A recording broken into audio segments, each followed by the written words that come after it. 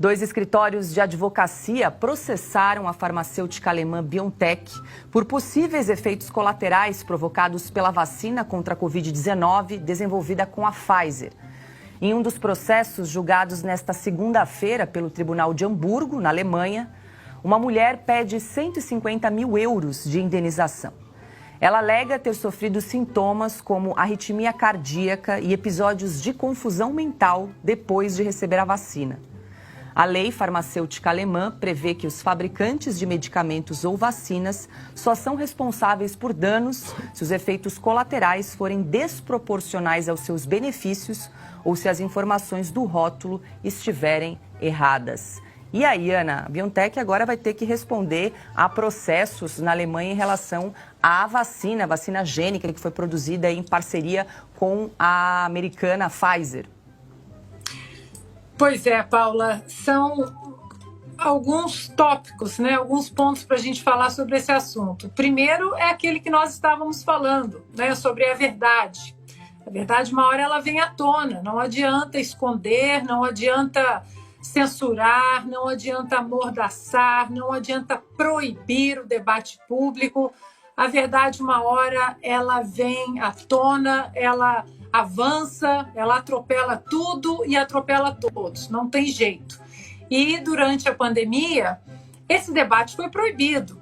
Vocês lembram do Ministério da Verdade, que foi instalado no mundo todo, né? Foi proibido discutir sobre vacinas, sobre lockdowns. Nós, jornalistas, né, fomos censurados, canais do YouTube caíam, programas eram censurados, até que você retirasse do ar a tal parte que falava da vacina, de lockdowns.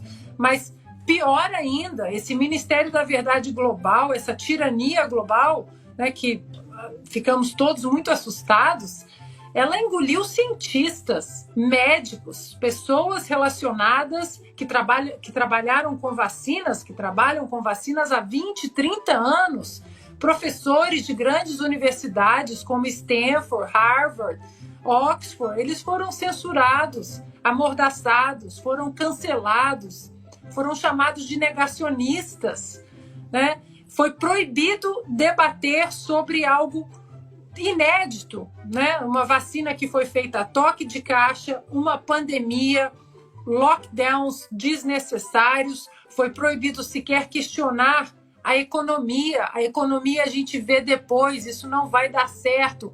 Não foi possível também, possíveis tratamentos, tudo foi proibido. E, na verdade, Paula, o que nós tiramos dessa época da pandemia, o que eu vejo, amigos, é que tudo o que aconteceu na pandemia foi um tubo de ensaio para ver, né, para os tiranos de plantão, para eles enxergarem o que eles podem continuar fazendo com as sociedades. No Brasil não parou. A caneta tirânica do STF não parou. Ela foi implacável na pandemia, ela foi implacável depois da pandemia e agora ela continua implacável. E aí vem o grande questionamento. O que é fake news? Esse PL da censura, o 2630, né, que vai decidir o que é verdade, o que é mentira. Porque durante 2 anos foi empurrada a falácia de que a vacina protegia 100% contra o contágio e a transmissão. Até o presidente Joe Biden disse isso. Há vídeos dele reafirmando isso. Sabemos que não é verdade. Foi empurrado também que o lockdown era necessário, era preciso trancar todo mundo. Gente saudável, gente doente, crianças. E agora, olha só, a verdade vem atropelando de uma maneira implacável. Isso só mostra que nós não podemos deixar o monopólio do que é verdade, né, do debate público, na mão de políticos e dos globalistas, porque eles vão censurar. Eles precisam ganhar dinheiro, eles precisam continuar tocando o projeto de poder deles, e é por isso que eles precisam cercear o debate saudável na sociedade. Na verdade, vem atropelando e as agências de checagem silenciando a verdade. Bom, agora 18 horas e 52 minutos, a gente vai para um rápido intervalo, mas vou pedir para você que está acompanhando, a gente está aí com mais de 50 mil pessoas nos acompanhando ao vivo, quero agradecer muito a sua audiência, a sua companhia e quero pedir um like, a gente está aí com 22 mil likes, o Evilar Silva já sinalizou aqui no chat, que a gente está com 50 mil pessoas nos assistindo e só 21 mil, agora 22 mil likes, pediu para meter o dedo aí, então mete o dedo, aperta o botão, dá um like. É importante para a gente, se inscreva no nosso canal, compartilhe nas suas redes sociais. A gente precisa ampliar aqui nossa comunidade da Revista Oeste. Mais pessoas precisam conhecer a gente, acompanhar aqui o nosso programa sempre a partir das 5h45 da tarde. Agora a gente vai para um rápido intervalo enquanto você se inscreve no canal, deixa o seu like, o seu comentário, interage no chat. E na volta a gente vai continuar comentando sobre essa história de vacinação. Fica com a gente. Paulo, quero te ouvir em relação a esses processos aí, a BioNTech, que foi parceira da Pfizer na elaboração dessa vacina gênica, né? Agora está recebendo uma série de processos na Alemanha. E isso não é só na Alemanha, vários países do mundo, muitas pessoas que tomaram as vacinas, uma dose, 2 doses, enfim, agora estão processando os laboratórios. Isso tem acontecido. A realidade, ela sempre se impõe, não adianta você esconder, tentar, por um tempo pode até funcionar, mas em algum momento ela vai romper tudo que se cria. Essa história da pandemia, ela foi usada também para exercer uma experiência, consciente ou não, de totalitarismo global. Essa interdição do debate é a prova disso. Falava-se em nome da ciência, praticando exatamente a anticiência. A ciência uma das definições dela é você questionar, é uma base da ciência. Você questiona e vai encontrar, vai entender, desenvolve um método que pode ser repetido e assim vai.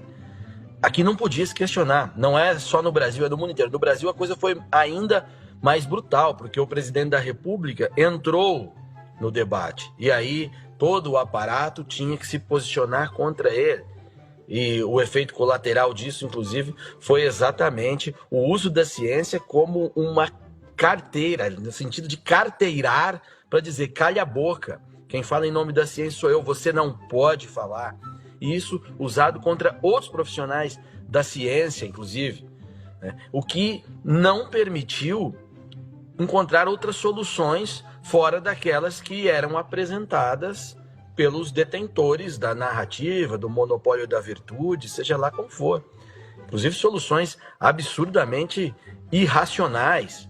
Se você não podia concentrar, eles geravam concentração, por exemplo, né, dos transportes coletivos, diminuía o horário do transporte coletivo, quando você devia aumentar para desconcentrar as pessoas. Só um exemplo bobo das inúmeras idiotices que foram praticadas nesse período sombrio.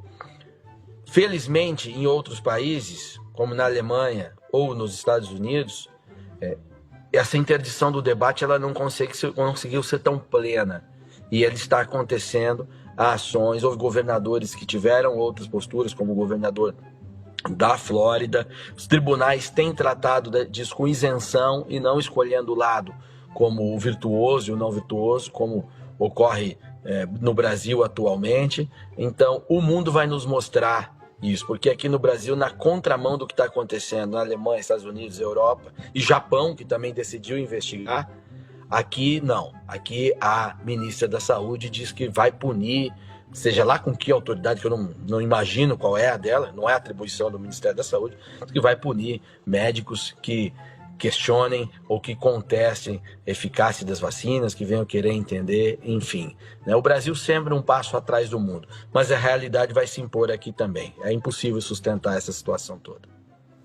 E as pessoas, infelizmente, ainda não estão acordando por fato. Ainda continuam usando as máscaras, ainda continua aceitando. Aceitou a máscara, tu viu o que aconteceu? Aceitou a quarentena, que já foi mostrado que foi um grande erro da história. Aceitar as máscaras, já foi mostrado outro grande erro da história. Aceitaram as vacinas, que estão sendo mostradas um grande erro da história. O número de pessoas morrendo, só para ter uma ideia, foi publicado pelo FDA, lá dos Estados Unidos, que é o equivalente aqui da Anvisa, que de 3 pessoas que tomam as vacinas, uma os sintomas desaparecem. De 3 pessoas que tomam as vacinas, os